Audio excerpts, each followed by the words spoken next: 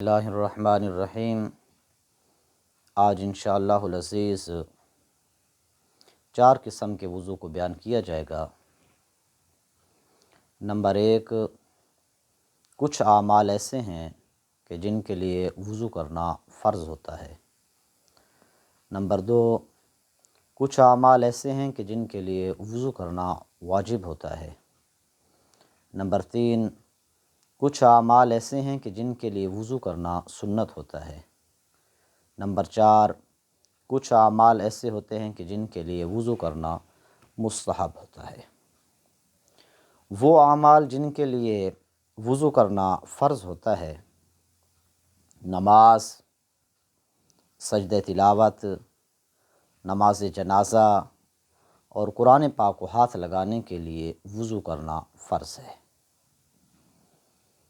طواف کرنے کے لیے وضو کرنا واجب ہوتا ہے، اور وہ اعمال جن کے لیے وضو کرنا سنت ہوتا ہے وہ چند قسم کے عمل ہیں۔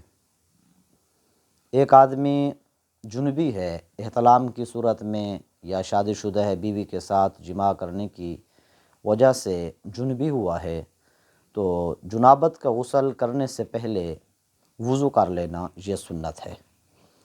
اسی طرح جنبی آدمی ہے، ابھی اس نے غسل نہیں کیا، غسل سے پہلے کچھ کھانا پینا چاہتا ہے، تو کھانے پینے سے پہلے وضو کر لینا اس کے لیے سنت ہوگا۔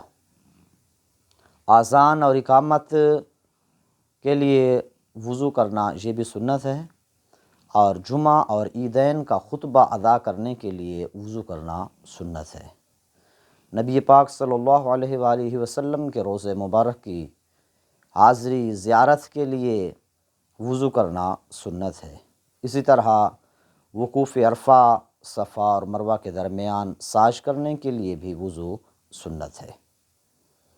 وہ اعمال جن کے لیے وضو کرنا سنت ہے یہ تقریباً 10 قسم کے عمل ہیں جو بیان کیے ہیں۔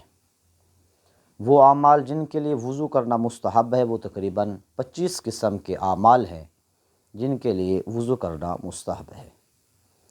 سونے کا ارادہ رکھتا ہے تو سونے سے پہلے وضو کر لینا یہ مستحب ہے۔ اسی طرح جب سو کر اٹھا ہے تو پھر بھی وضو کر لینا اس کے لیے مستحب ہے۔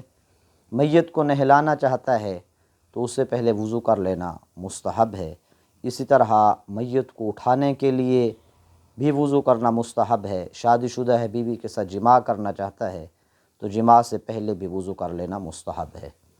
اسی طرح غصہ آ گیا ہے تو یہ غصے کا علاج ہے کہ غصے کو ختم کرنے کے لیے وہ وضو کر لے تو اس کا غصہ ختم ہو جاتا ہے۔ جیسے کہ حکم ہے کہ اگر آدمی کھڑا ہے تو بیٹھ جائے، بیٹھا ہے تو وہ لیٹ جائے، تو اس سے بھی اس کا غصہ ہلکا ہو جاتا ہے۔ تو اسی طرح اگر غصہ آئے اور وضو کر لے تو اس سے بھی غصہ ٹھنڈا ہو جاتا ہے، تو اس لیے اس صورت کے اندر بھی اس کو وضو کرنا مستحب ہے۔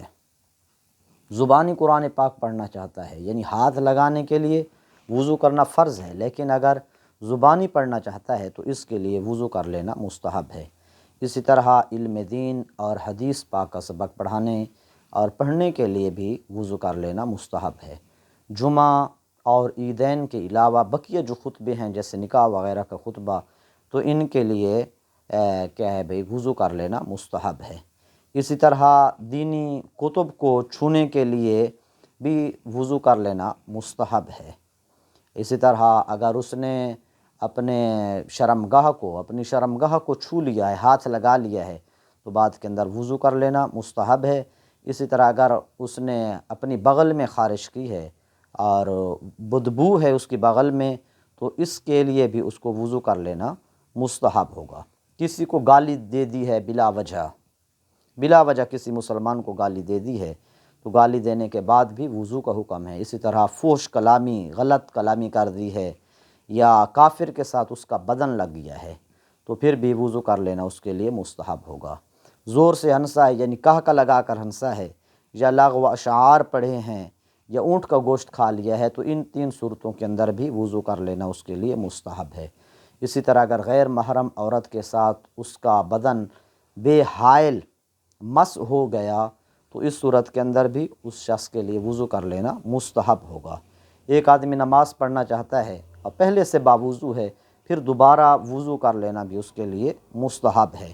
اسی طرح 25 نمبر پر ہر وقت جب بھی اس کا وضو ٹوٹے وضو کر لینا اس کے لیے مستحب ہوتا ہے۔ السلام علیکم۔